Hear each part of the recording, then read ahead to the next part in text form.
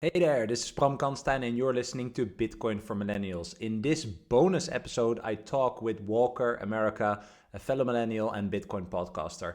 We discuss the value of podcast conversations, reaching beyond the Bitcoin echo chamber, educating on monetary issues, Bitcoin's transformative power, and the evolution of media.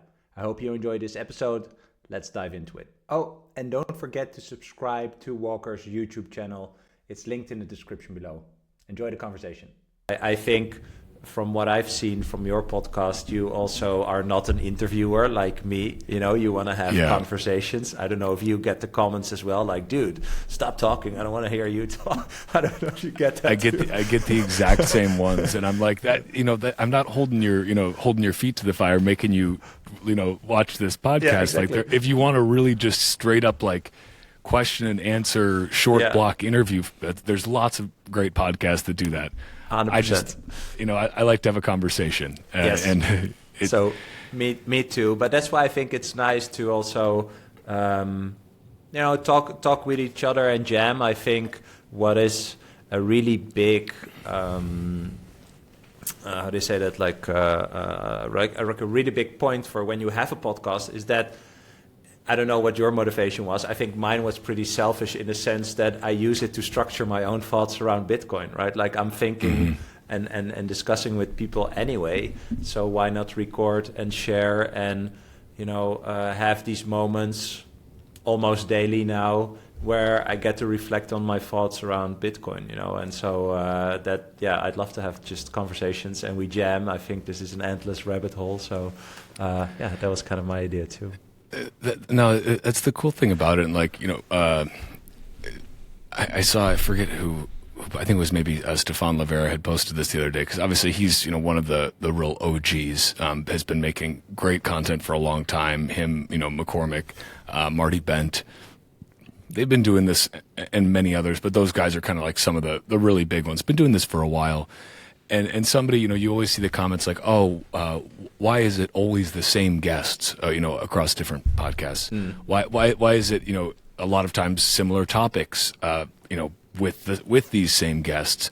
Like, like you need more variety. And Stefan made a really good point just about the fact that the audience of like people, yes, like I think all Bitcoin podcasts, you're making stuff for Bitcoiners, but also, at least for me, and clearly this was Stefan's perspective too, the goal is also to reach outside of the echo chamber.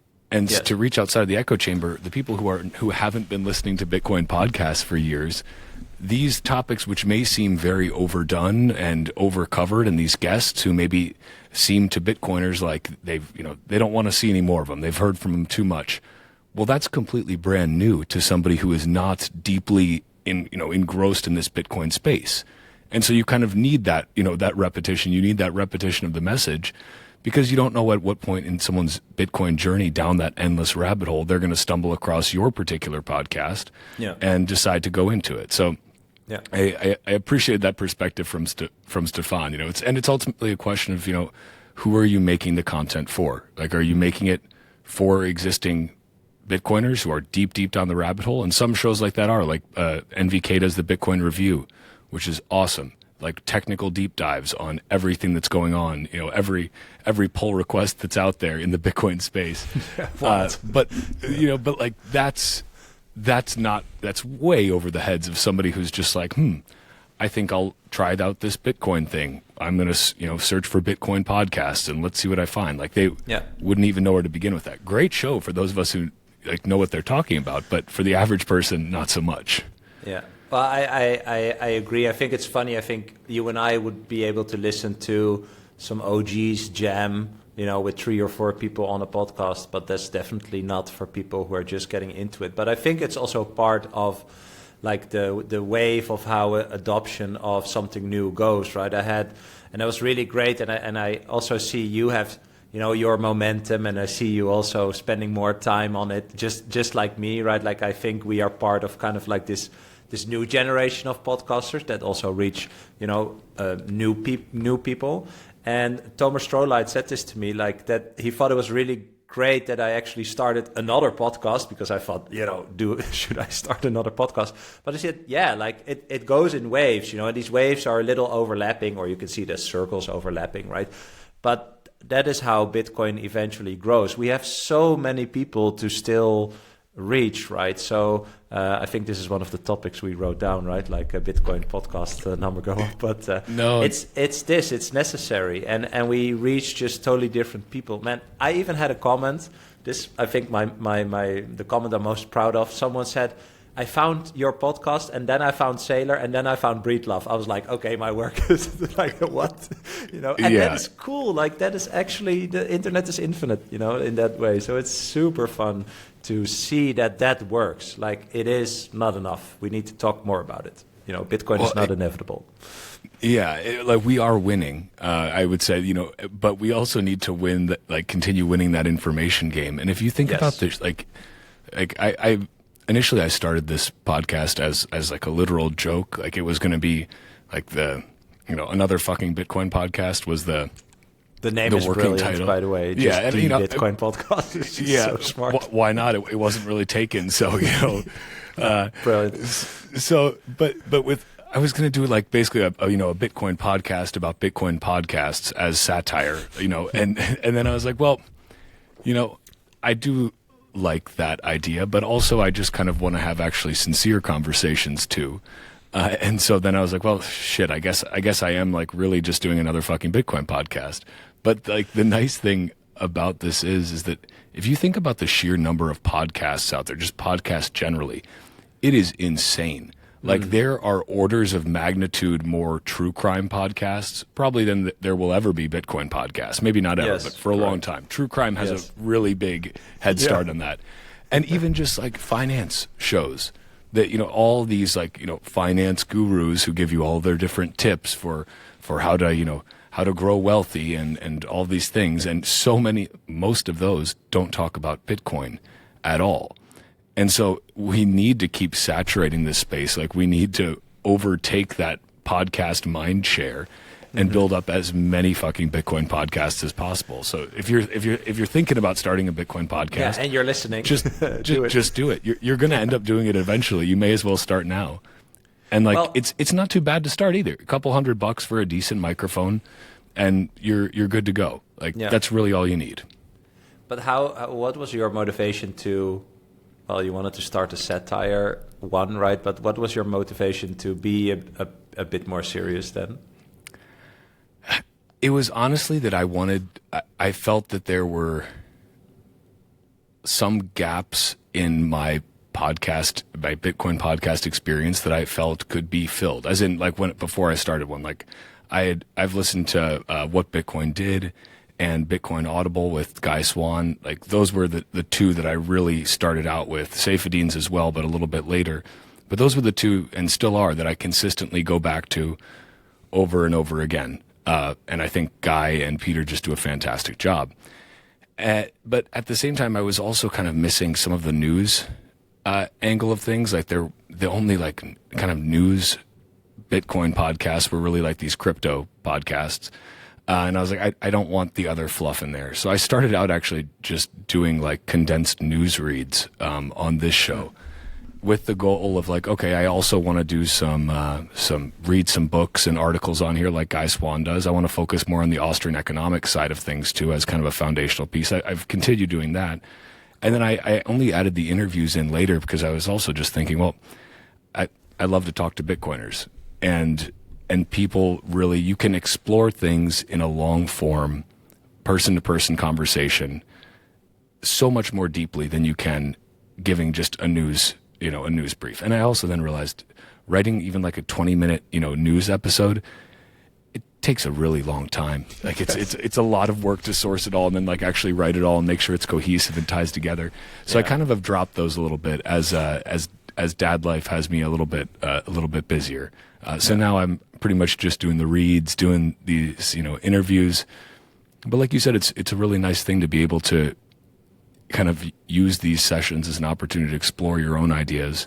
Like you get to talk to great people. I get to talk to people too that it's like I've already made friends with most of these people, at conferences and whatever else. So you hit them up and it's just like having a, it's having a conversation with an old friend. You don't see him Yeah. all the time, but when you get together, it's a good time. Hey there. I want to ask you for a quick favor. If you're enjoying our conversations on Bitcoin for Millennials, please consider hitting the subscribe button on YouTube or the follow button on your favorite podcasting app. Subscribing helps me grow this channel, ensuring more great content each week. Yeah, I couldn't agree more. But also, today I was a guest on a podcast, Physical, which is, by the way, way better. Yeah. And we talked about how big Bitcoin is with regards to just the topic that it covers, right? Like, just money is the biggest thing in the world. It's really what creates all our incentives and how we communicate with each other and what is value and all these things, right? And we talked about that this morning, and now that you're saying this, I think like that is also, it is intellectually also the most rewarding. And it is the most difficult thing, I think, to reflect on and discuss, etc. Like, you can find factual information about how Bitcoin works, right? And you can find news items in a lot of different places, right? But why it is important, or how you view it, or how I view it, or how the people we talk to view it, right? In those conversations, there are triggers for other people to be like, oh, really? Is it like that? Oh, I should dive into that more. And you don't know what those triggers are, right? Like, I mean, I cannot retrace my steps from discovering Bitcoin 10 years ago, buying at 400, selling at 4,000, up and down, ETH, ICOs, NFTs, blah, and then eventually the light, right? I cannot retrace those steps like very specifically, right? But I know there have been a few triggers along the way where I was like, oh, wow, okay, if I view it like this. So, for example, when I was 30, I had a mortgage and in Bitcoin, and I worked at a bank. And then I had a colleague tell me, did you know the money in the bank is not yours? And I was like, what are you talking about? And then we talked for an hour, and he explained it to me. And I was like, damn, I'm an idiot. I felt like an idiot. Like I was. This was your banker colleague telling you this? Yes, correct. Wow, okay. Yeah. And, good for him. Well, he explained fractional reserve banking to me. And I just felt, I remember really well that I felt like an idiot. Like I'm participating in a system that I don't understand. And it's funny because I'm a pretty risk-averse person and maybe a little control freak. So I was like, that's idiotic. Like, what am I doing, right? And so that kind of triggered me to go deeper down, like kind of like the finance, dimension of Bitcoin. But mind you, I was already into Bitcoin, right? And so you have like these different points that trigger you to go down a certain dimension further and learn about it and see how it ties together. And another one, for example, was when I realized, Bitcoin is not investing, Bitcoin is saving, right? Like I create value, I get a reward, I save that reward in fiat money, or no, I put it on a bank where it's not mine. Why am I doing that? So I want to move to another system where I am truly, the owner. That property is actually mine, right? And I save that economic energy in an asset that cannot be debased. When that clicked, I started to move. I was selling everything, and moving all the stuff all the energy that I had. And so those are like these little moments in time, right? And I think just by talking about it and I have my own different background and perspective, you have yours, the guests have them as well, right? And so the people listening connect to different people at different moments, and I think that is where the value is, right? So there can never be enough Bitcoin podcasts in that sense. Yeah. Amen. Bitcoin podcast NGU is a very good thing. Again, we need to flood the market, overtake all the Finance Bro podcasts. Yeah. Get top of the charts in any sort of finance category, but only talk about Bitcoin. But you're right about the triggers, because I know it's like, and I think there's that trigger that first makes you want to really dive into Bitcoin. And then there's the triggers along the way that make you realize how little you still understand. And somebody put like one of those, like along my Bitcoin journey was reading Jeff Booth's The Price of Tomorrow, and just being like the whole concept that, okay, technology is naturally deflationary. So why is everything always getting more expensive? And it's like, okay, yes, now that you've said it, it seems obvious. But until then, I hadn't thought about it from that perspective of the deflationary nature of technology. And then also when you're looking at, I was already, understanding, monetary inflation and these things like that, but thinking about it from the fact that not only are they debasing the currency and that, they are stealing from you that way, but they're able to debase it so much more because of the naturally deflationary nature of technology. That hides so much, all those productivity and efficiency gains hides so much of the theft that they're doing. And that's the only if we didn't have that natural deflation tendency with technology, I don't think they would have been able to get away with this sham for so long. But they have been. And that was just like kind of oh shit, this just kind of took me down this whole nother path of how I want to look at this, how I need to approach it, and also just like the scale of this theft and how genuinely bad this is, that, everything should be getting cheaper. We are so much more efficient, so much more productive, but it's not. And we're also somehow still working the same or more hours. We're not getting any of those gains that entrepreneurs around the world have made possible because it's being stolen by systematic theft, which, so my point being, you're exactly right that you never know what's going to trigger somebody to go a little bit deeper and then a little bit deeper. And it's different for everyone, I think. And it's different, you're, without doxing yourself, I would guess you're somewhere in the EU. Yeah. Okay. Yeah. I'm somewhere in America as well. So we've got obviously very different. I was born and raised in America. I live in America now. I've traveled extensively, both for work and pleasure, but I'm always going to have a different set of perspectives and just kind of inherent biases than someone who was born and raised in a European nation. And that's a good thing too. It means we approach things differently. We have different perspectives, but it also means different things might flip that light switch on, which again is a good thing. Yeah, I would agree. I think this is a nice leeway to something else that we wrote down about. I think I wrote it down, but orange pilling is not explaining Bitcoin. I shared with you, but to add to what you said about, the price of tomorrow. This is also something I talked about this morning in that podcast.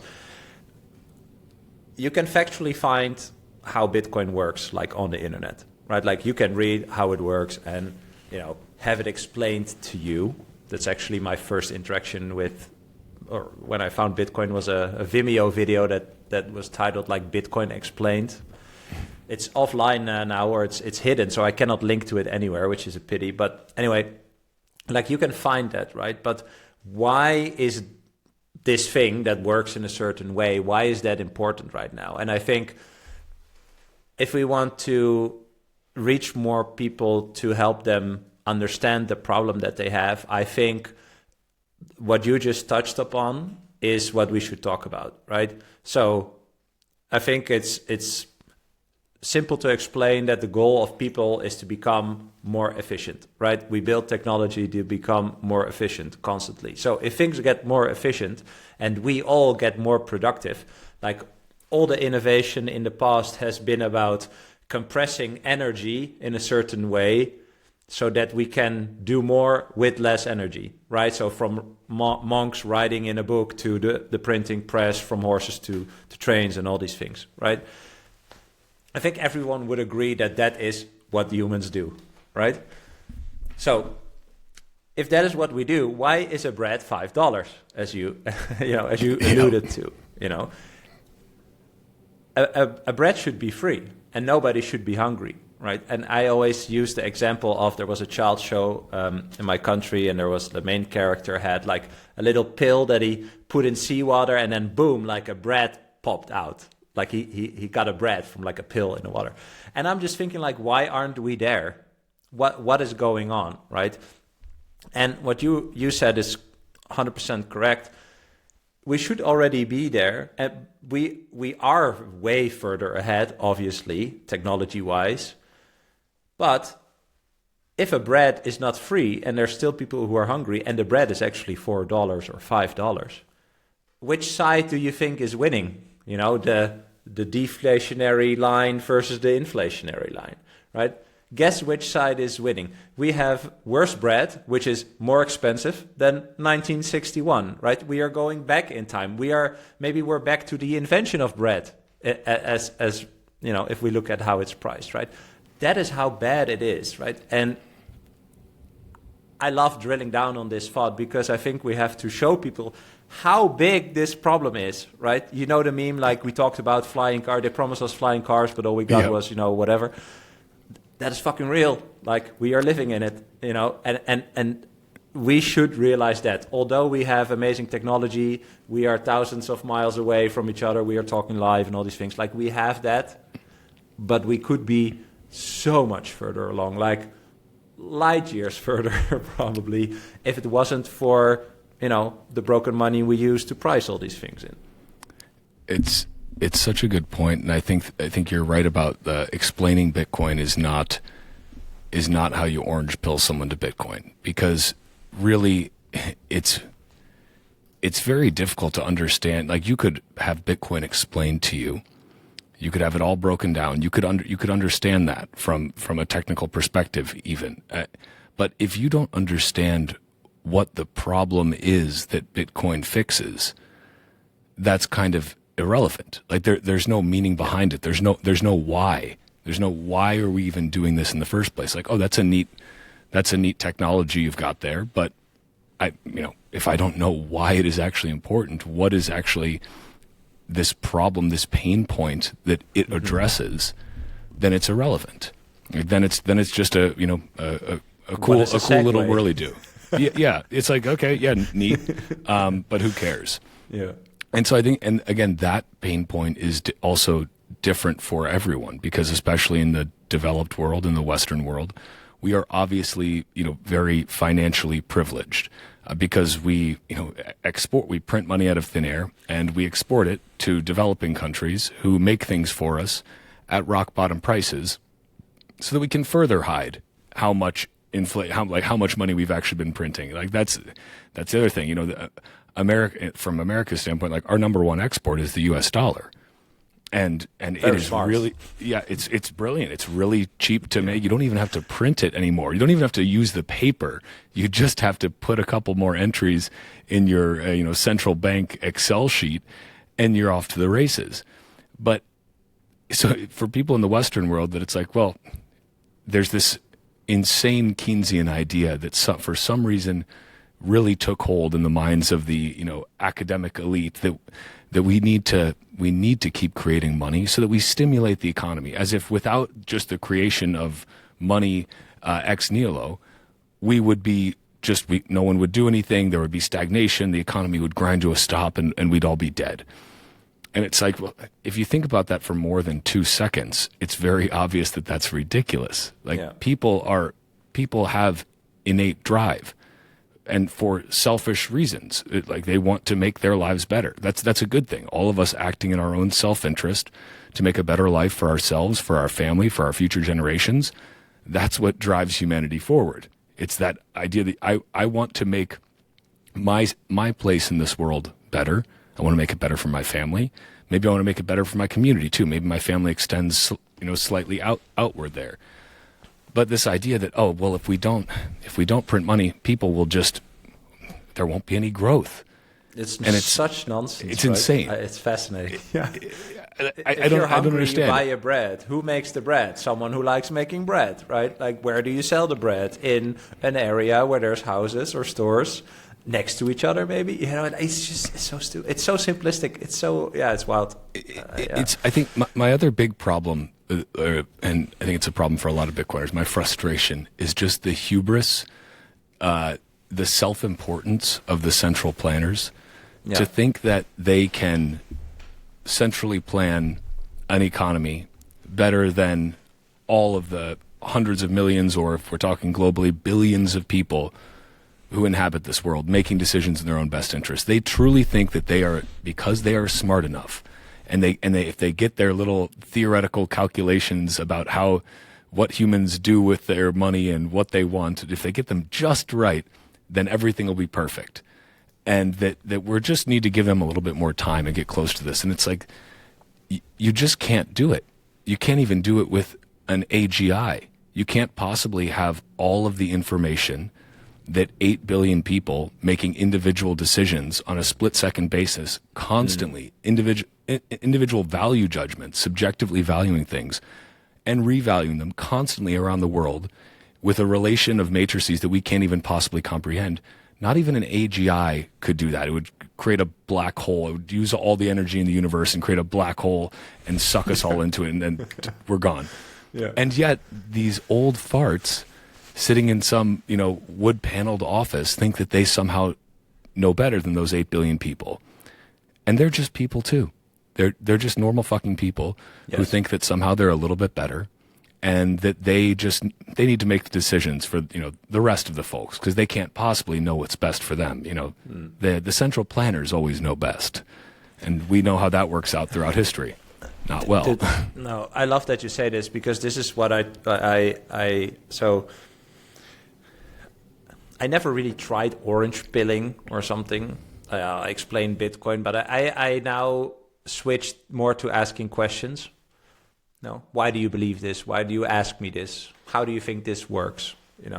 But this, what you just mentioned, all these people that control you are also just people. No one has a clue what they're doing. If they look up to the stars, no one has a clue what the fuck is going on, right? Where are we? In what? How long? Where from? Everybody's winging it, right? And I use that as an argument a lot, because these people have egos, they have individual lives, they have family, children, their own fucking personal internal struggle, like anyone has. But yeah, the simplest way to put it is they don't give a fuck, as in they just talk.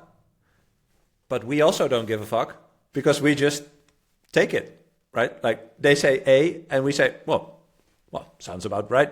Let's do it. And if you hear Janet Yellen say or what's her name? Oh, sorry, Christine Lagarde, from the ECB. It's like, we have to tame the monster that is inflation. I think really, did that just came from your mouth in your position? And, but hear me out. I hear the same, and I keep forgetting her name, the White House press woman. Karine Jean-Pierre, yes, I think. Yeah, exactly. I'm looking at America from an outside view, right? But sometimes I hear her say things where I think, really? Are you testing the acceptance of the audience right now? Are you just being I'm just going to say this really weird thing, and then I'm just going to see if anyone actually cares what I say, right?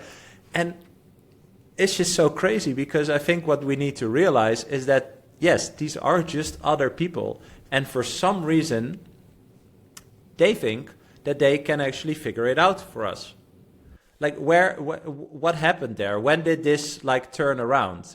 I talked to Rune Ostgaard. He's a Norwegian Bitcoiner, and he told me about in this, 15, 16 something hundreds in Norway, you had a king, and the king had an agreement with the citizens that if he would screw them over, they were allowed to kill him. That was their agreement. It's a confident king, but that kept him in check, right? And it's the same with Rune. I also talked about, I don't know if you watched Peaky Blinders, but that's in the 1920s, right? And there's a lot of unwritten rules in the 1920s, especially between criminals, right? So if we would do a deal, the unwritten rule is, if we spit on our hands and we shake hands, that is the deal is done, right? That we do what we just agreed to do. If I double cross you, I know that I legitimized you to kill me, and the other way around. And you see that in the show as well. Sometimes they double cross each other, they get caught, and they're like, okay, where do you want me? And then they execute the guy that double crossed him. And it sounds very brutal, and obviously it is, but it is very transparent, right? Yeah. It is okay, a deal's a deal, and if I don't adhere to the deal, I pay the highest price, and I'm actually okay with it, right? People still try to fuck each other over, and sometimes they get caught, right? But that I was thinking where I wanted to go with that, but just that equalness, in a sense, is just totally gone, right? Most people, And me too, before I really went all in into Bitcoin, it's just we outsource all these responsibilities to other people that are just other people, you know. And it doesn't matter what their intentions are, if they're really malicious or not, or they think they're better. It doesn't really matter. They're just other people, just another dude, just another woman. Yeah, like that. So that's how I try to approach it now. Like, do you want to put your future in the hands of a random other person, or do you want to think for yourself? Amen. And I think you touched on something really important there, which is that there is actually zero accountability in the institutional structures that we have today. There's the veneer of accountability. Like, for example, in the United States, there were multiple Federal Reserve Bank presidents, because, you know, there's Jerome Powell, who's the chair, and then we've got, you know, the different Federal Reserve banks. And two different presidents, I'm going to think it's Eric Rosengren and Robert Kaplan were their names.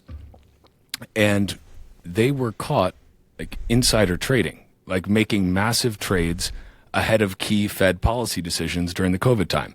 Wow. Like this is like, I mean, this is worse than like senators and Congress people insider trading, because these guys are literally right. They're right there. They're the ones that are directly closest to the creation of the money. So as offensive as it is to me that there's Congress people that are insider trading, the fact that Federal Reserve presidents would do that is so fucking outrageous to me. Yeah. And I was like, okay, please tell me they're sending these guys to jail. Obviously they didn't. What did they do? Well, they both resigned. Oh, okay, they resigned. Filthy rich, of course. And then, you know, what happens next? Is there any disciplinary action? Well, we've introduced stronger ethics rules. And it's like, well, your ethics rules didn't stop them from doing it in the first place. If your ethics rules worked, then they would have worked, but they didn't, so they don't. And so there's zero accountability there whatsoever. And there's also zero accountability for just making god-awful policy decisions.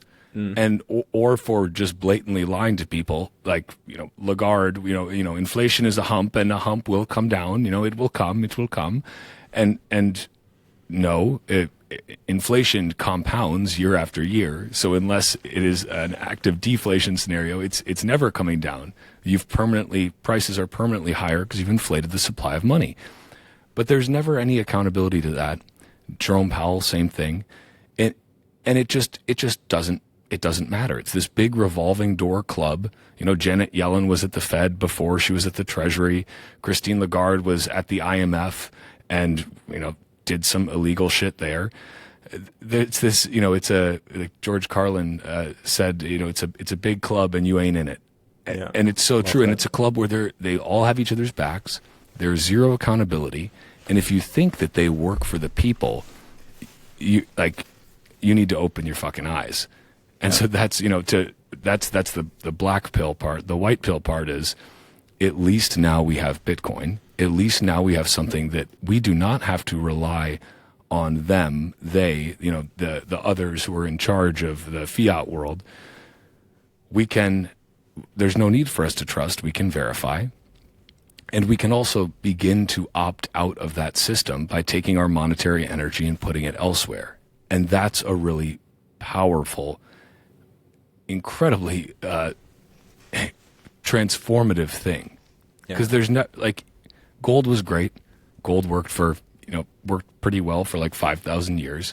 Gold doesn't work in the information age. It just doesn't. It's slow. It's a, you know, shiny rock. It's, you know, questionably scarce on Earth, and certainly not scarce in the, you know, sense of the solar system and the larger galaxies beyond. But Bitcoin works. And it works without the need for any sort of interference or manipulation or hubris on the part of some unelected central banking bureaucrats. So that's the white pill, because there are reasons to be hopeful. Shit is, to put it very bluntly, shit is really fucked up, but there's hope. Yeah. So that's a good thing. Yeah, I agree. What I do find difficult is that when you, I think I talked with Jeff Booth about this, like when he says inflation is theft, right? And I asked him, like, why?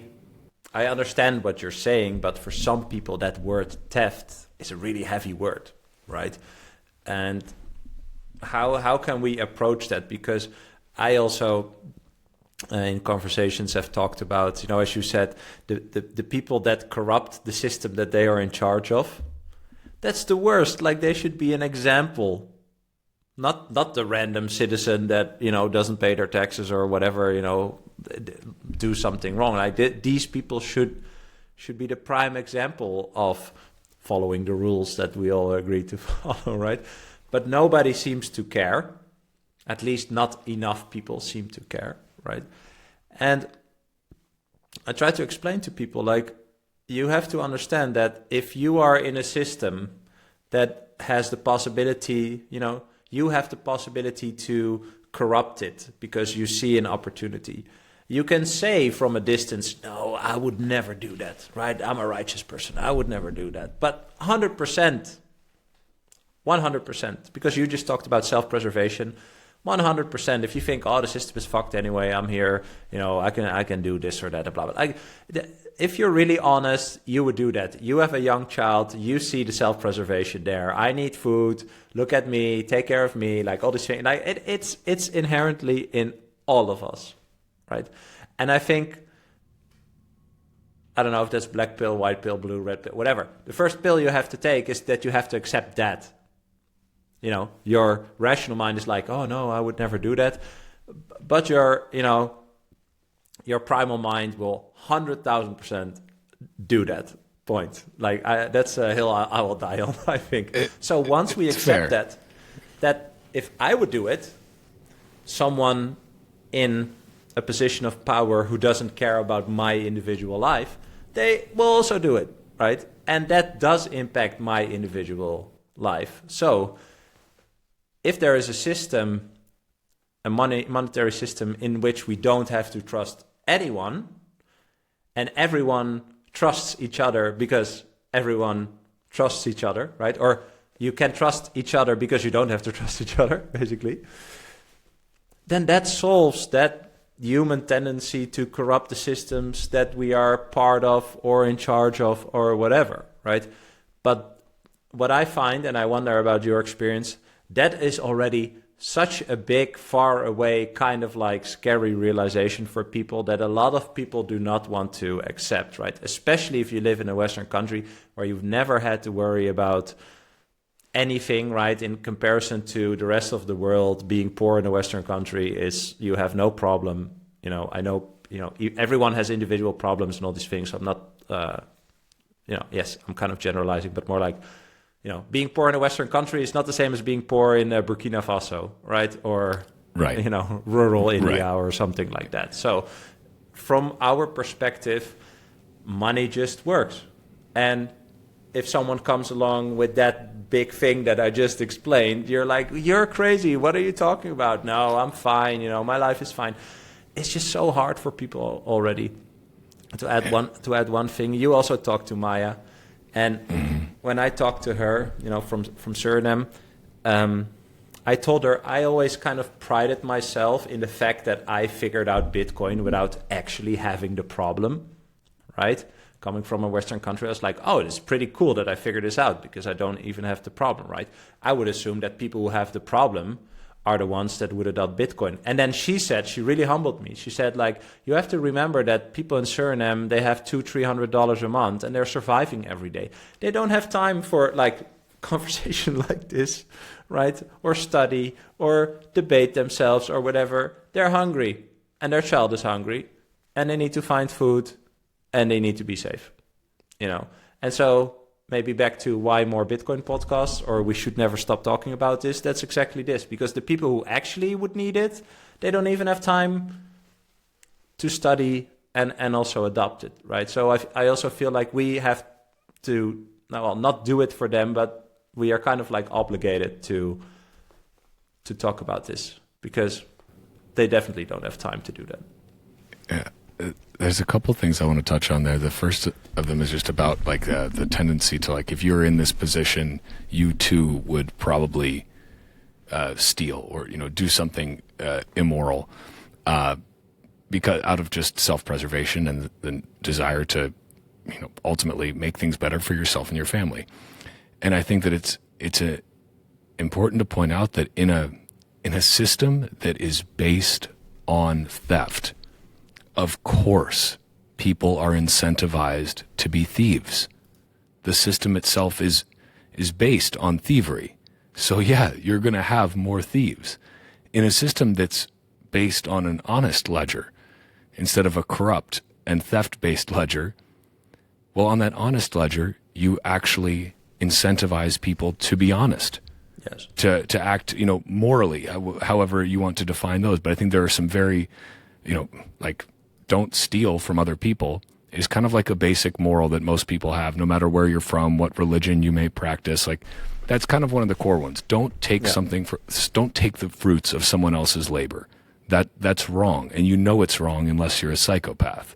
Like, and then you're just like, fuck it, I'll take whatever. I deserve this, and I literally can't empathize with that other person. But psychopaths aside,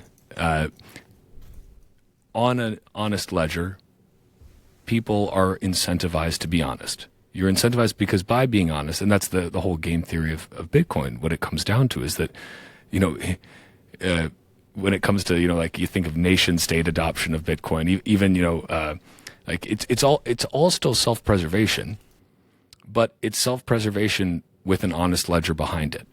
Yeah. And so with that self-preservation, you are incentivized to work harder, to become more productive, to add more value, to create more value. And by doing so, you are able to then take the fruits of your labor and whatever you don't need to consume in the moment, you can then save on that honest ledger and know that theft is not possible on that honest ledger. You have your piece of the pie, that pie of 21 million Bitcoin, and that can't be adulterated somehow. Your Bitcoin cannot be literally stolen from you. So it can't be stolen from inflation. It can't be confiscated. And when that happens, like you have potential for true anarchy. And I mean anarchy in a positive way. Yeah. The literal sense of the word. And I talk about this like a lot because I think it's important and people get the idea of anarchy wrong. And it's the idea that it's rules without rulers. It just means no masters. And that's what Bitcoin is. It's a set of rules, but there are no rulers. There are no masters. There are no slaves because there are no masters. Correct. And that idea that you can have a nonviolent, honest, and cooperative society where it's cooperative because cooperating is the best way to bring more value for yourself. In our current system, it is violent. It is not cooperative. It is theft-based. The best way, if you really want to accrue the most value to yourself, the best way to do that is to find a way to steal it. Yes. Whether that be through, through playing that fiat game. And so that, again, that's a black pill with a little bit of a white pill, that things can get better. And as we start to build up this parallel system, things are going to get better. And you already see things getting better. Like personally, for my family, things have gotten better because I have a superior technology in which to save the value of my time and energy. For the people that I know, I'm sure for yourself, for other Bitcoiners I know, their lives are getting better, not worse. Their purchasing power is increasing, not decreasing. Their optionality is increasing, not decreasing. And because of that, they're able to actually live their lives and take care of their families. And that's a beautiful thing because that's ultimately, like I don't know how, and again, no need to dox anything. I don't know how old your kid or kids are, but my son is 6 months now. And I am so glad that, I work a fiat job. It's a family business fiat job, so it's a little bit better than just a cog in a corporate wheel, so I can't complain. But I save in Bitcoin. And because of that, my family has more optionality. That's all that I want. I want to be able to give a secure future for my son. Yeah. And when you're able to do that and do it with confidence because you know that it's not going to be stolen from you, then you can actually live as you want to live.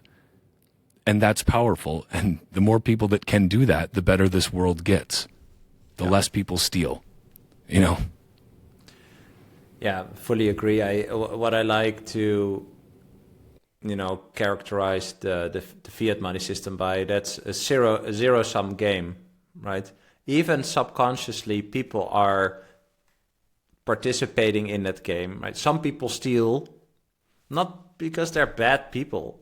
It's because they see an opportunity to self-preservate, right? And, what they do is then not by the laws, right? It's not... I like to think that most people are good. We could go this entire spiritual way, right? But if you think we are all one, then, eventually, then there is no difference between you and me. It's more the context or the setting, or where we ended up in our body that made us the way we are, right? And so the fiat money system is a zero-sum game, whereas the Bitcoin money system is a mutually beneficial game. And that is, I think, also, Jeff Booth talks about the paradigm shift. That's also why this is so hard to understand, right? Sometimes I hear myself talk and I think like, damn, that sounds like snake oil salesman, right? Or that sounds too good to be true, right? Or what you just said, if you adopt Bitcoin, you will have more time for your family. You should adopt Bitcoin. Like, it sounds, shady as fuck. It's like, right? This must be a scam. But, yeah, 100%, right? But it's just the fact that, if you turn it around, I like to turn these things around, right? So you can look at it from a negative point of view. And you get a lot of comments, I think, also on YouTube. There's and Eric Kaysen talks a lot about this, this nihilism in this zero-sum fiat game. That is what is at the surface level, right? People don't believe you, or they are just mean on the internet for a random reason, while we are spending hours of our time to try to share the message about this thing, and they're just commenting on their little keyboard, like that those negative thoughts are a consequence of the fucking game you are forced to play without you knowing that you're actually playing it, or maybe you are subject of the game and you have no clue, right? We should become aware of that, because that mutually beneficial game is only a game of building. We are building together. What I do is beneficial for you, and I don't have to do something that is directly affecting you, but we are in this like one big group of people that are building together. But that sounds too good to be true, because the current paradigm that people live in is not like that, right? And people get abused, and people corrupt systems, and all these things. And so I think, again, we should talk about that more. That we don't even have to talk about Bitcoin itself. You should talk about, what is the matrix that you're in? Like, it is really the matrix. Because once you understand that exists, that there's an alternative to your paradigm, you cannot ignore that anymore, right? So then you have to figure out which pill do I take, in a sense. And I also agree with you, like what you said, like you have more, it's beneficial for your family. I always saw money as buying time to figure out what's the next thing, but I didn't understand what I actually thought until I was all into Bitcoin. Like, so I had that thought before, but later I realized that even with the, following that kind of, let's say, first principle in my life, that it was made harder by the money that I used to do that. And now on like a Bitcoin standard, the money really is the time. And it's kind of like your future, I don't know, it feels like a slow motion morphing. I don't know if that's the right way to characterize it, but it feels like the time gets stretched. But I think it's actually going back to the normal pace of time versus what Safe Dean talks about, the high time preference, that you feel like you have to go and move all the time and do things and buy things. And, I think Bitcoin takes you back to just the normal pace of time, in a sense. And that when you have a young child, that you can, I don't know, be at home for the first 3 months or 6 months or maybe a year, whatever you want to do, right? Like, you are now unable to do that. And on a fiat money standard, it's just really hard.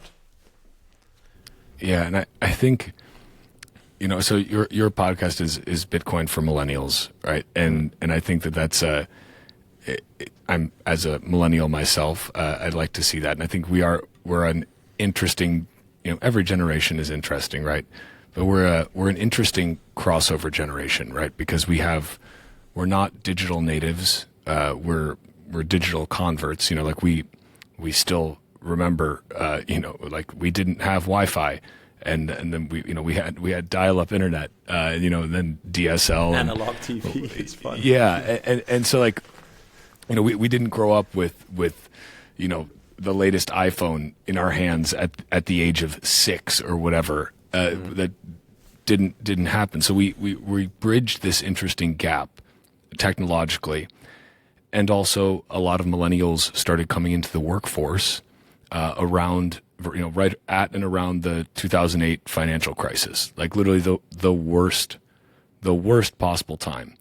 A lot of millennials also started then, having kids right before, during, and after COVID. Another just shitty time for a lot of people. For me, COVID was pretty great in a lot of ways because I found and went deep into Bitcoin during it. My life got much, much better during COVID, and I think that's true for a lot of Bitcoiners. But now, like, I've got a kid. He's an awesome little dude. He's 6 months old. Loves to smile all the time. Finds everything hilarious. He's gonna be quite a little joker, I think. But I'm thinking about, like, when I stack Bitcoin, I'm like, oh, this isn't just for me and for my wife. This is for you. This is for your future. The time preference, the low time preference really sinks in even more, because it's not just even my lifetime I'm thinking about. I'm thinking about from a generational perspective. And I think that right now, if you are a millennial, I mean, if you're anyone, but I'll speak to millennials specifically because we are in that in-between generation. If you are a millennial and you are not stacking Bitcoin, you are going to have really, really uncomfortable conversations with your children in a few years when Bitcoin becomes so self-evident and so obvious, and especially in retrospect, that your kids ask you, Daddy, Mommy, why don't we have any Bitcoin? When, like Walker's parents have Bitcoin, like why don't we have any Bitcoin? Like, this is going to be your kids are going to think you are a fucking moron if you learned about Bitcoin, grew up at a time when you could have studied Bitcoin and bought Bitcoin, and then continued to just ignore it and ignore it and ignore it. And we all ignore Bitcoin. Most of us, I ignored Bitcoin the first few times I heard about it. Shame on me. But that's okay, because I came around to it eventually. We all come around to it eventually, but right now is a particularly, I would say, important time to do so, and to do so quickly, because the world is changing very fast. There's late-stage empire vibes. That doesn't mean things are going to come crashing down in a day. This fiat system is going to milk everything it can out of the world before it eventually crashes and burns. But in the meantime, you have a window of time in which you can drastically alter the lives of yourself, of your family, of your kids, of their future kids, of your great-grandkids. You have the potential to change that, and all it takes is a little bit of time and attention. Turn off the game for one night, turn off the Real Housewives of whatever the fuck you watch. I don't know if Real Housewives shows are as big over in Europe, but they are disgustingly big here, and I don't fucking understand it. Like, it is probably about the most absurd waste of time I could ever imagine. That's beside the point. Watching other people live is wild. Yeah, yes, exactly. Yeah. Take a moment away from watching other people live and fantasizing about their lives and what their lives are and what yours could maybe be, but you think it never will, and do a little bit of studying. Make it so that your life can be the one that you want, and a life that you're proud of, and a life that you're proud to hand over to your kids, and that they're proud to hand over to their kids. Because you have a shrinking window of time where you can really make a massive, massive change in your future state and your family's future state. And buying, we're always going to be early to Bitcoin. You're always going to be earlier than somebody else. But right now, it's still very early. Like we just got these fucking ETFs here in America. And I'm never going to tell anyone what to do with their money, but if you really want to, move the needle on your own personal sovereignty a little bit, I would recommend that you hold your own Bitcoin in self-custody. But if you have a 401k sitting there and you have the ability to convert all of it into a Bitcoin ETF, well, that's a good start while you figure out how to self-custody your own Bitcoin, But I truly think 10 years time, when millennial children are of the age where they're going to start asking a lot of questions because the world may be in a really strange place, for better or for worse. I know that I'm going to be able to look my son in the eyes and say, I did everything that I possibly could to ensure the best possible future for you because I saved the value of my time and energy in Bitcoin. And unless you can say that and look your kids in the eye and say that in a decade, you're going to have some explaining to do. And you're also going to be, you're going to be putting your own children at a disadvantage, which I know no parent who loves their children wants to do. You want to give them every advantage that you can, so that they can then take that advantage and run with it, so they can stand on the shoulders of giants and see further. And that's so. Message to the other millennials out there, and to the boomers. Boomers, feel free to buy Bitcoin too. But I'm not. I got a lot of boomers in my comments, actually. Yeah, lots of boomers on YouTube. Positive or negative? Very interesting. No, very positive. Like that's great. I'm 67. I sold everything. I'm all into Bitcoin. I'm 71, 72. I got them all. Yeah, it's wild. Yeah, that's cool. Awesome though. I mean, in general, for me, boomers that are into Bitcoin, huge signal for me. Probably the biggest. People who profited from the fiat money system, in a crazy way, and they are like, this is all wrong. I need to adopt this other thing before I die. Like, what do I have to say about that? Like, against that, right? Like that realization really humbled me. Like seeing those stories and these people, I'm like, okay, they changed their mind. Do you know how hard it is to change your mind at like 60, 64? What the hell? Like these people are the biggest signal for me. I love what you shared. I think it's funny. I had a dinner on Monday. I was sitting. We had like 20 people on the table, but I was sitting opposite of a guy who was like, hey, dude, I listened to your show. I was like, whoa, that's just really cool. But he's like, I think the name is really brilliant. I said, why? He said, well, it's a niche thing. He has like a marketing agency, so he's like all into it. He's like, well, it's a niche thing, but it's big enough. I said, well, yeah, that was the point. But he said, you know what? It should actually not exist. Why is it called Bitcoin for millennials? Why do millennials need Bitcoin? That's the entire problem. You captured the problem in the name of the podcast. And I was like, what? I never thought about it like that.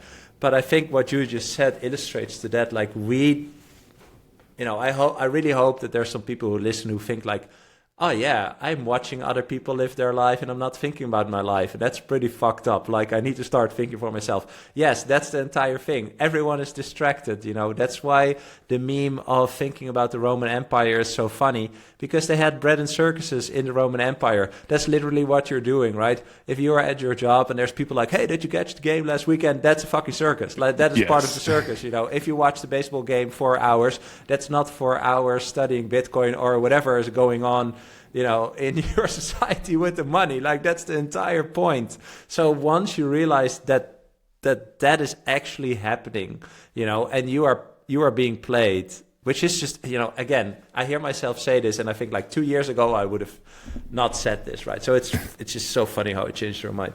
But I think like that is the entire thing, and you don't have to go as crazy as like, I listen to Bitcoin stuff and finance stuff and economic stuff all day now. This is the only thing I listen to because I'm just totally fascinated with it, right? I'm not saying you have to do that, but like, stop watching the game. Stop watching fucking reality TV. Stop playing Call of Duty just for like 1 fucking week. And just study what this is. Like, what is money? Like, dude, I talked to a guy who's master of economics, double master's degree, whatever. He's like, I never learned what is money in my entire study. So I think like, how should general people understand this, right? Like, a double master's of economics doesn't have a clue what money is. He just learned to calculate with units or something. That's how he explained it to me. And so I think like, come on, like this is, I want to trigger people like that. I don't know how to do it differently, but you know, it winds me up because I just want more people to see this, right? And I love what you said about, you know, if your child asks you, because our children will be super informed about the world, you have some real explaining to do. I was just fucking around. Well, I was 33 and you were there. You know, like, that's what you're going to say. Yeah. Okay. It's true. It's like, you know, and for those people who truly enjoy watching a ball game or watching the Real Housewives of, you know, Go Fuck Yourself, Phil, wherever it is, to those people, do whatever the fuck you want. It is fine, of course. It's fine. However, like, you don't have to listen to Bitcoin podcasts all the time. You don't have to, you know, study economics all the time. You don't have to read everything Mises and Rothbard and Hayek wrote. You could, and you would probably find a lot of enjoyment and enlargement of your brain there, but you don't have to. But what you could do is just take a little bit of a break, because that's the crazy thing. Like, and you see this in most of the Bitcoin critics. It's like, it's very evident that they haven't even spent, you know, 10 hours, let alone 100 hours, let alone 1,000 hours studying this thing.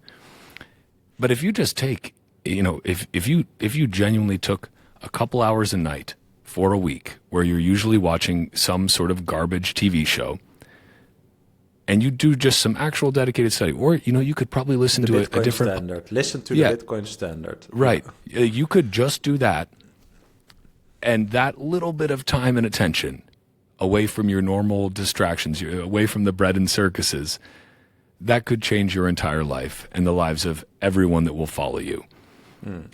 And, you know, and if you're a dink, you know, a dual income, no kids, and you're never going to have kids, so you don't care about the future generations, fine. You know, this will allow you to live your best dink life. But, you know, hey, if you want to take yourself out of the gene pool voluntarily, be my guest. That's more room for my son to dominate. So, yeah. I think yeah, two things there. I think, you know, everyone should do whatever they want, obviously, but I think you cannot complain about it, right? Like I am, my new word is fascinated, or fascinating. I'm just fascinated by a lot of people.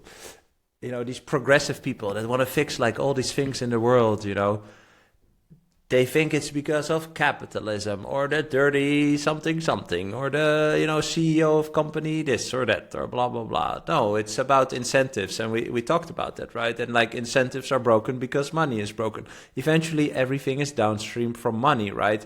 But if you talk to progressives, and there are some progressive Bitcoiners, right, like on Twitter, but like people who say like, oh yeah, I'm a liberal, progressive, something, they hate Bitcoin. They hate it. They cannot. They cannot compute, right? And I would love also to reach like those people, because everyone wants a better world. Like, who doesn't want a better world, right? Just from, you know, your local community. You want green. You want schools for the kids. You want houses. You want public transport or something like that. You know, internet, whatever, clean water. Like, everyone wants the same thing, right? And I feel like people who are, let's say, active, or active as in, you know, they want to protest or they want to do things like, they don't understand that they are co-opted in a way, right? Like, they are doing something, but it's not fruitful. They are just yelling at someone who's not listening to them. They don't care about you. Literally, this woman in the White House is saying random things, and still no one cares. She says ridiculous things, and no one cares. Absurd things. Absurd, yeah. So you're in the street, you're like shouting, you know, whatever you're shouting. Like, no one cares that you're doing that. You should. That is not action. The action is voting with your money. You have to move away from the money that they're corrupting, because then we can align all the incentives, and we can actually beat all these people that, you know, are breaking the money. It's eventually, I think it's very, very simple, but as long as you You know, you yell to a paradigm or like a system that you still operate in, then, you know, you're doing this round virtue trip or whatever you want to call it. It's fruitless, right? It's like the Just Stop Oil people. You know, did you see that the video of them throwing orange paint on Stonehenge? It's like, you, first of all, you are not bringing anyone over to your cause. In fact, you are making so many people hate your cause, like so much. And what did Stonehenge do? Yeah. What did that priceless work of art do? Yeah. What did those people who are just trying to get to work and actually be productive members of society, but you're blocking the highway? What did they do? And it's this completely. It's just this yelling into the void. Yes. About about what you perceive to be a problem, but actually doing nothing of substance to try and fix that. Like, I would have a little bit of respect for them if they actually did something other than just shout. But they're not doing anything. You're defacing beautiful works of art. You're defacing, megaliths from thousands of years ago. You are blocking people who are trying to do productive work in this society. Like, you are just an absolute waste of space. And if you actually gave it, like, not even to get into the fact that oil is going to be around for a very long time. It is energy dense and allows us to have all the trappings of modern life that allow you to be a faux communist on X. Like that is, we are able to do all of these things. Cobalt-powered iPhone. While you drive your EV that is only possible because a bunch of children in a country you've never heard of, dug up cobalt and breathe it in every day. But no, you're doing great. You're changing the world by being a little crybaby who does absolutely nothing and contributes nothing and produces nothing. It's like no, you're not. Like, you're the perpetual college student studying some pointless major and then begging for a refund when you realize that all you can be is a barista. And there's nothing wrong with being a barista. That's a job where you're actually producing something there. But some of these people, they never dream of stooping so low. They have a degree. So what shall they do? They'll protest. Like, what a privilege to be able to live your life where you can just go and produce nothing and protest and ruin things. You spoiled little brat. Sorry, I couldn't agree more. The Stonehenge thing ticked me off. I saw that. No, it's just so random. It's just that's why I used the word co-opted. I don't talk about this a lot, but I feel like this is not the way. Like, I feel you. I think. This is a totally different conversation. But, well, do humans do something to the environment? Yes, obviously. Do we do that more than before because there's more people? Yeah, probably we do. Yes, does the climate change because we are in this like infinite universe and we turn around and there's like great years? Like, yeah, also, right? Like, it's the pointing at this group of other people and being like, you are bad, you should stop. Like, that's not action. Like, you have to take action. I think it's almost when you were talking about it, I feel like it's a disdain of life, right? Like, it's like, yeah, my thoughts are co-opted and I'm just gonna like glue my hand to the asphalt here. So I'm like, what are you doing? Nobody cares. You're fucking annoying. Everyone thinks you're annoying. Everyone who's on their way to work thinks you're annoying. I don't even like this subject. We shouldn't even talk about it. I know. It's draining. Let's not give them any more airtime. The last thing I would say on it is like, there are two types of people. There's the people that claim they want to. There's a problem, but they provide no solution, and they do nothing to work toward any solution because they don't have a solution. They just have a problem they want to whine about. Then there's the kind of people that look and say, there's a problem. We should fix it. Here's a solution. I'm going to build it. And then I guess there's also the other type of person that just, like, some people make things happen, some people watch things happen, some people wonder what the fuck happened. Like, there's that third type that just has no idea what's going on, even after the fact. But yeah, no more time for the Just Stop Oil people. You worthless drains. Anything else on our list? I have some time left, so I'm good for whatever. I do too. So I mean, one other thing that I wanted to talk about a little bit, because I'm always keen to talk on this, is just the kind of changing media landscape in general, and like you're on Nostr as well, right? Have you been using... I have an account. I'm not very active, but it's more... I was going to say, I hadn't seen you active. We got to change that, man. We got to get those zaps flowing. I know. I'm just really long on Twitter already, like 15 years, or like not from the beginning, but very, very early. It's just like, like the entire network is there. I think that switching cost is pretty high, I'd say. But I love the idea of... No one's asking you to switch fully, though, No, I agree, but it's more my behavior of, I have a thought, I just type it into Twitter, then I should like paste it into Nostr. There should be, if there is like some connection thing, some service or tool or app, whatever, that would be great if it just gets posted on Nostr as well. But I love, by the way, that you wrote this down, because I think... What is interesting is that you see, we just talked about, like our kids are going to have lots of information, right? But I already see that. I think in our generation, because we had the analog time and we moved to the digital, I think we saw, what I mentioned before, that compression of energy or compression of information in this case, right? From a thick phone book to, a Google in a sense, right? That we are aware of, I want to say like what is information? Where can I find it? How should I judge it? Right? We are pretty aware of that because we lived through it. For boomers, it's perhaps a bit more overwhelming. But what I see with Gen Z, I talked to a few Gen Zers also on the podcast.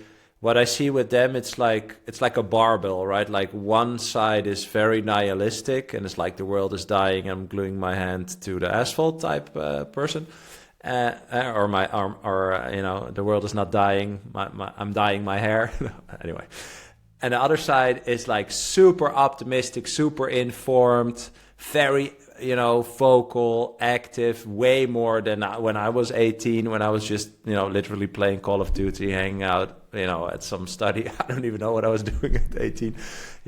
They are super active and very vocal and very informed. And I think that is very interesting when you look at like the evolvement of media in a sense. Like, I don't know if this is true, but I see like these numbers that for like a prime time, some CNN show, it's like 800,000-ish viewers or something. Oh, it's awful. And CNN's, or less, I think, right? Like or less.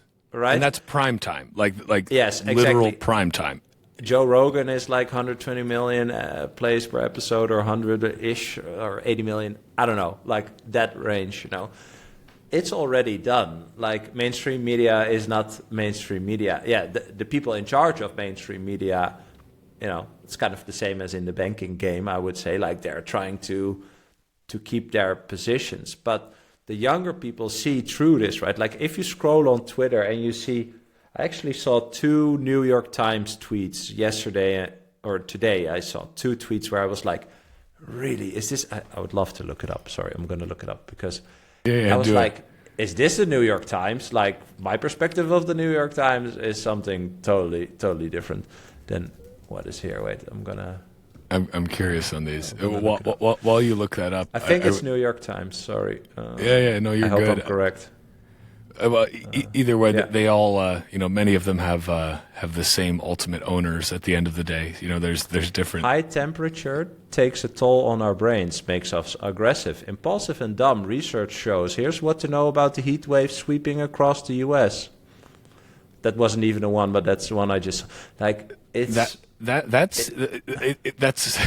Well, I've got some things I could say about that. I saw one about a woman who quit drinking 2 glasses of wine each day because it made her feel better. I was like, yeah, duh. What is this? What is going on? But I feel like it's. I used to be like all into tech, like in startups, like these publications, like Mashable, TechCrunch, all these things. if you look at that now on Twitter, it's all nonsense. It's all clickbait. Literally, Yep. it's all clickbait. They are milking their cash cow, is literally what they are doing, right? There's no insightful long-form conversations, no deep dive journalism, real investigative, all that stuff. All that stuff is independent journalists on Twitter, basically, right? Or Substack, stuff like that. It's already unbundled like crazy. And the younger generation, I think, not only knows that, but they are going to enhance that. They are going to follow these independent people, right? Yeah. Because the independent people can show their integrity or be more transparent, whereas like a bigger media corp, you know, they have shareholders, they have advertisers, like they're just pretending. And I think a lot of Gen Zers, at least on one side of the barbell, they don't take that bullshit anymore. You know, and I think the changing media landscape can basically be summed up as it's a contest between centralization and decentralization. Centralization is legacy corporate media. That's having, you know, and it used to be even so much more centralized. If we think about, you know, if you were watching the evening news, there was like one channel to do it on at one point, you know, many decades ago. And that's where you got your news, in that 1 hour block a night. And what was said there was, for most people, probably deemed to be true and accurate, most of which was also propaganda. But, you know, it was really centralized. It was a one-way information flow, and you didn't have any sort of options.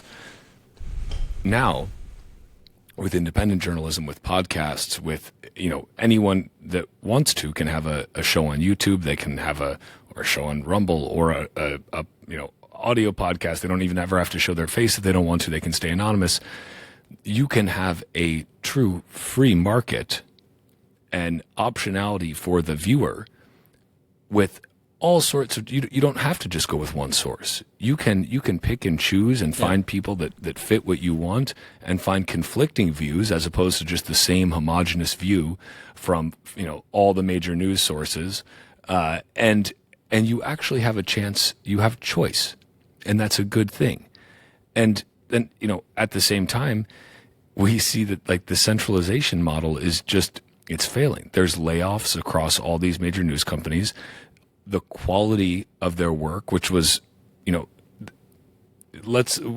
many of these places did have really good journalists working for them at sometimes that did used to publish hard-hitting journalism and expose corruption, but now it just feels like they're all regime mouthpieces. But they're failing. They're all resorting to clickbait. You can tell that they're flailing in their death throes, trying to figure out how to possibly stay relevant and make money, and it's not working.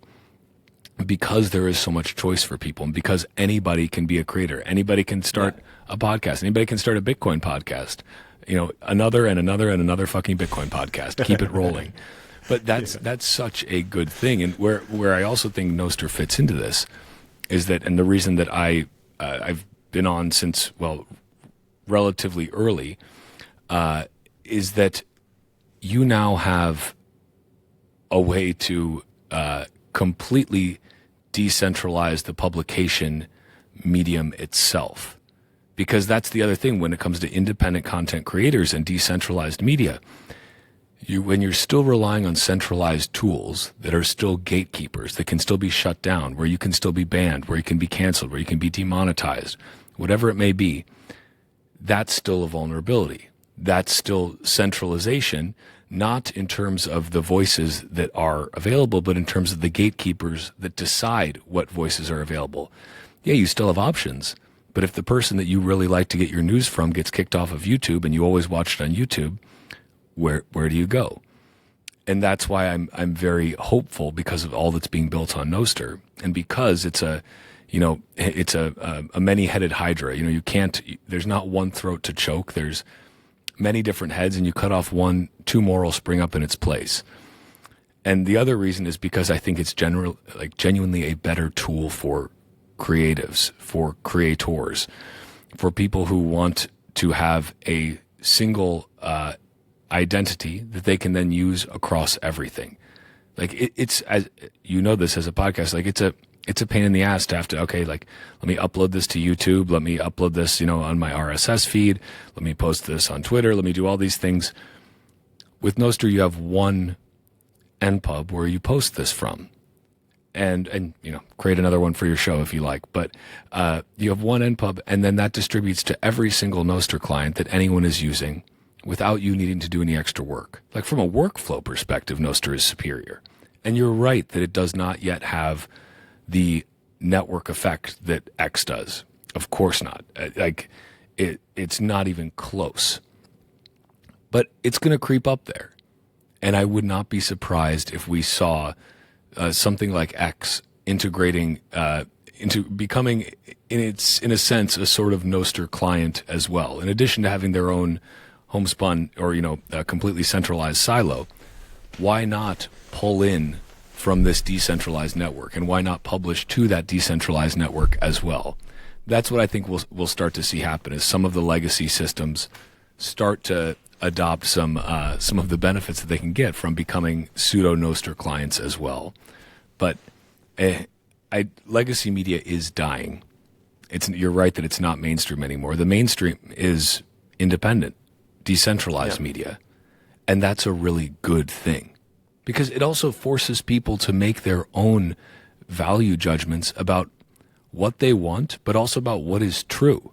It's not just you're being fed a single source. It's you can take in a lot of different sources and actually come to your own conclusion, to have your own original opinions versus just whatever is fed to you nonstop by the behemoth of the media conglomerate.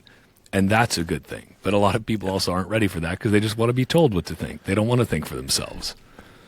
You know that meme of the video where they stitch like all these news segments about the same subject, where like different anchors say the exact same thing, and you hear like all these voices on top of each other. Yeah. Well, I think it is somewhat similar what you're saying to banking and money and Bitcoin in a sense. I'm not sure if there's a way to kind of like also keep all these independent journalists or researchers, or media producers, whatever you want to call them, like in check, as we talked about what you can do when you adopt a Bitcoin standard or Bitcoin as a base layer of money.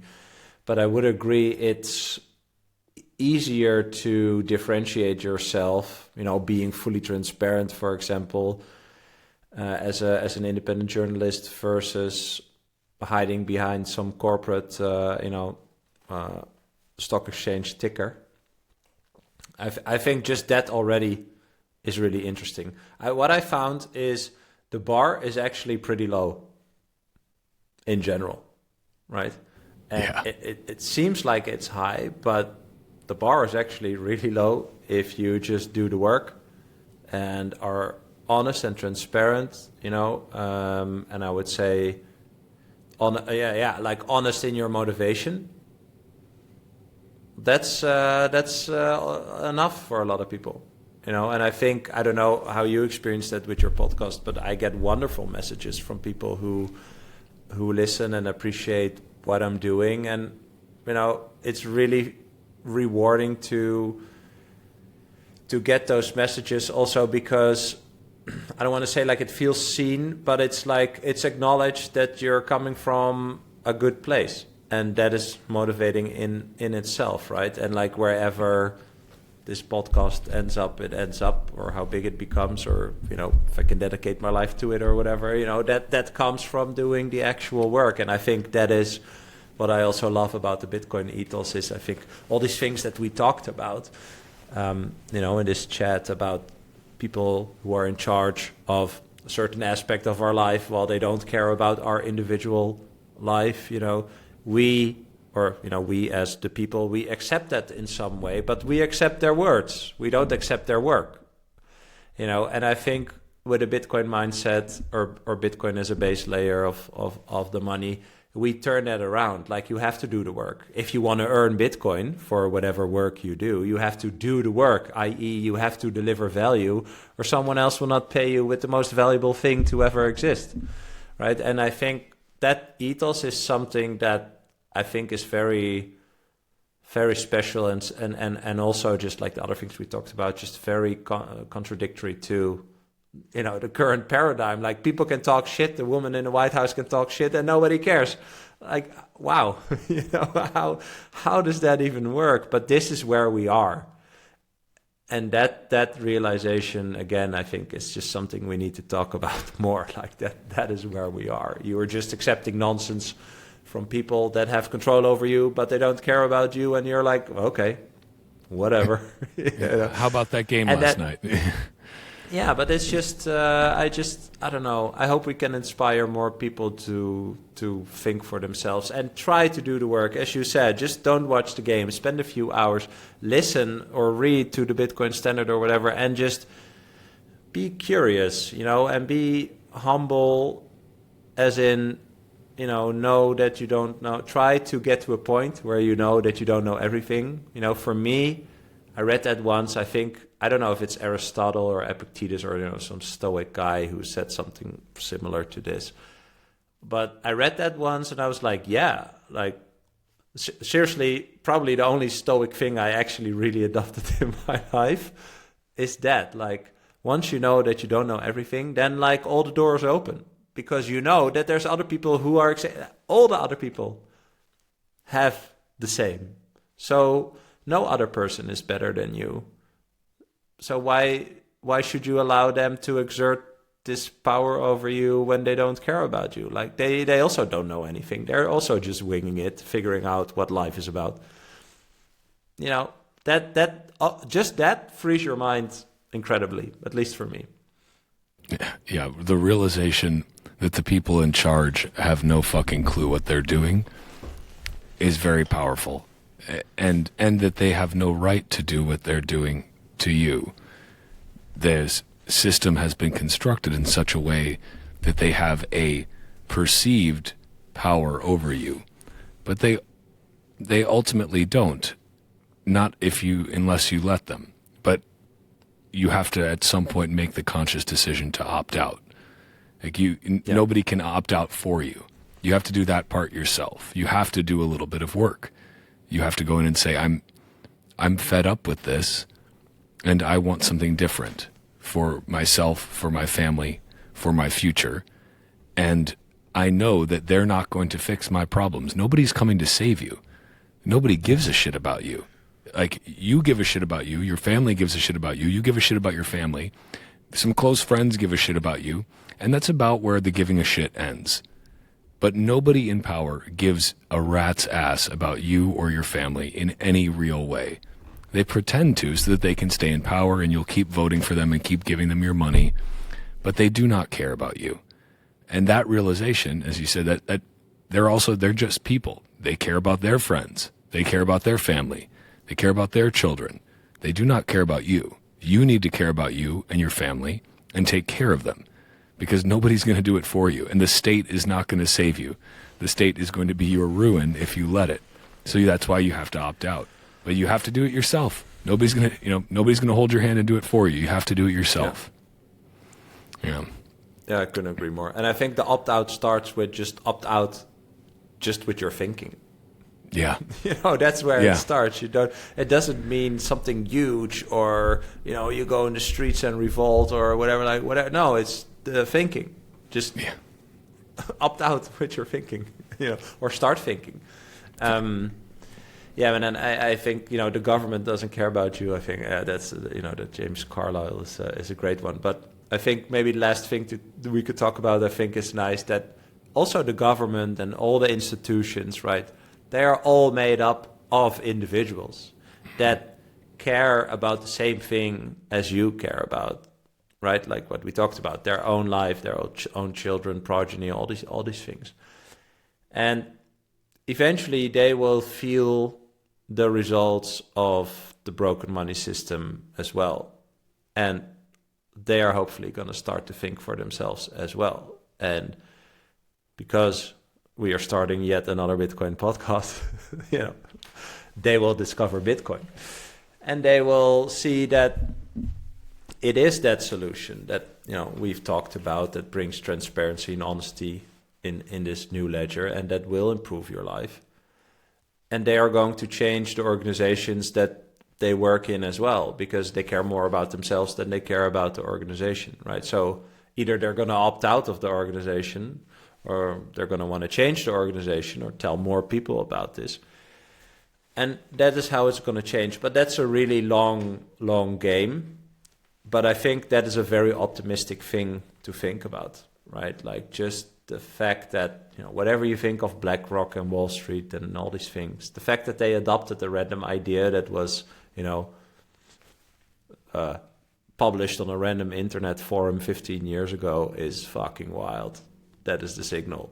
There's individuals in this big behemoth that all signed off on this thing, and eventually they adopted it. You might not like the finance bros. I'm sad they figured it out, but eventually everything, all the corporations, all the governments, it's all individuals, right? And so I have this example that I used in another podcast where I said, like, imagine there's like this guy from a tax agency in whatever country, right?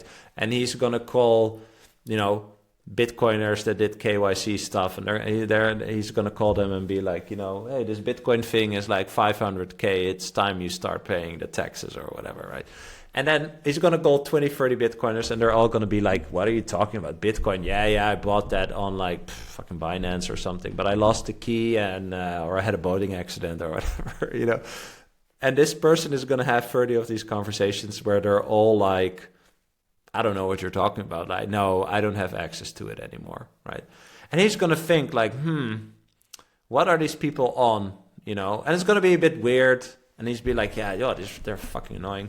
But then he goes to the grocery store and his spinach is like $50. And he's going to be like, shit, my life sucks. Like I had all these fucking conversations today and my spinach is $50.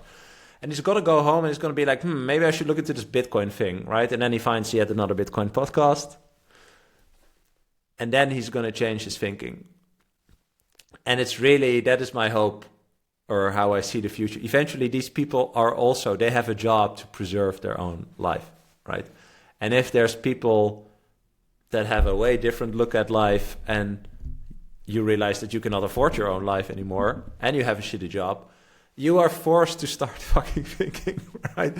And so I love to use that as an example because that, I think, is how it goes. But it's a slow grind. It's a very slow... It's a slow grind. But yeah, I see that as a positive outlook, that everyone is just also their own individual, right? I don't think the people in charge are malicious or all the people, not all the people in the government are malicious or working against you. They're working for themselves in a system that is working against lots of other people in the country. And yeah, they're just, focusing on themselves, which is fine. But there's going to be a point where it's going to start trickling down. And they're going to either experience the problem more, or they're going to figure out that this Bitcoin thing might be something to pay attention to. And that's how this mind virus is going to take over the world, I think. I think that's a perfect white/orange pill to end on. And that's the beauty of Bitcoin, right? Is that the game theory of Bitcoin makes people want to adopt Bitcoin because it is in their own self-interest to do so. Yes. Even if they don't like it at first, even if it threatens the current paradigm that they operate in, it's still in their best interest to adopt Bitcoin. And that is an incredible thing. And that's why Bitcoin is winning. That's why you have presidential candidates falling over themselves, who are going to compete for who loves Bitcoin more, who's going to protect Bitcoin more. Fascinating, no? It is, and Bitcoin doesn't need politicians, but politicians need Bitcoin. Everybody needs Bitcoin, even if they don't know it yet, and that is why Bitcoin is winning, and Bitcoin will win. And I think if you're good, I think that's a good note to end on. Unless one question I ask my guests all the time, and I'm curious from you.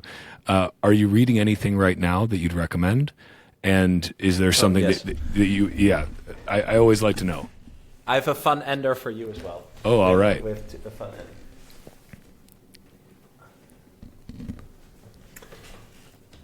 ender. I'm not reading it yet, but I just got it in. This is called... Can you see that, or is it in mirrored? I don't know. No, it'll flip around. What's the title? It's called Stalking the Wild Pendulum on the Mechanics of Consciousness by Itzhak Bentov.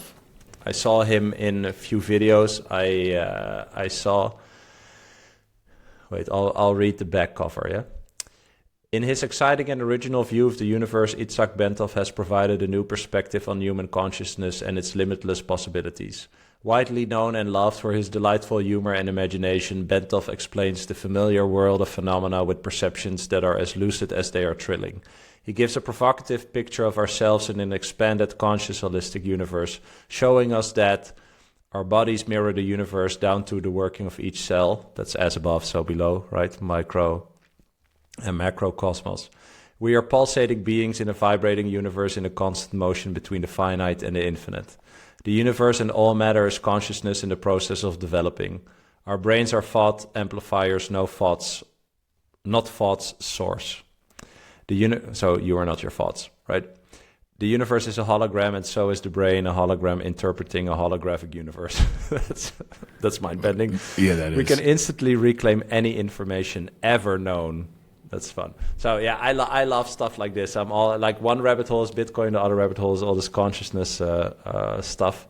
But I saw him, and then I discovered he had a book. So that's what I just got. Yeah, I'll have to check that out. I just started. It's a pretty short one, so I just started and almost just finished. Dumbing Us Down by John Taylor Gatto. John Taylor Gatto was recommended to me by Shane Hazel as a really transformative writer, and he was a New York school teacher for like 30 plus years, but he writes about how messed up the educational or indoctrination system of the United States is, and it's really quite fascinating. And also, again, from a teacher's perspective, it's not an outsider looking in, it's an insider looking out and telling you how broken it is. And so it's really, really excellent. So would highly recommend that as well. It's probably not quite as cerebral. It's as what you're about to dive into. This is pretty out there. Hey, I love that. I love that though. You said you had an ender as well. Yes. So sometimes I see people tweet about, Bitcoin is going mainstream. We are crossing the chasm, from like adopters. This distribution, I would assume, right? Like innovators, early adopters, early majority, etc. Right? And between early adopters and early majority, there's a chasm, right? That's like it's like a space that new technology in terms of adoption has to cross. So you have to have reached enough people. So some people talk about that, right? They say like, oh yeah, we're crossing the chasm, blah blah. And I absolutely think we are not. We are super early. And I once replied to someone, I think 1 million people in the world understand Bitcoin tops, right? Like tops, 1 million people. But understand it like we understand this, like not just how it works, but all the implications, all the dimensions it touches, etc. And I wanted to ask you what your number is, and then I'll have a little kicker too. I think it's far less than 1 million who really understand the far-reaching potential, but I would also say maybe 1 million is a nice round number, but that feels high to me. But if we're talking about not just what is Bitcoin, but why does Bitcoin need to exist? Exactly. Yeah. But I would also say that for Bitcoin to succeed, it's not necessary for everyone to understand the what and the why. Because at a certain point, it becomes so ubiquitous, and there's so much money, there's so much wealth, there's so much value concentrated in this technology, in this network, and in the asset that moves around on it, that it's just going to become a part of people's lives, whether they understand it or not. Fiat is ubiquitous. We all of us use fiat. Very few of us understand it. 100%. Yeah. Now, and that's a terrible thing, because when you understand fiat, you realize that you're being robbed.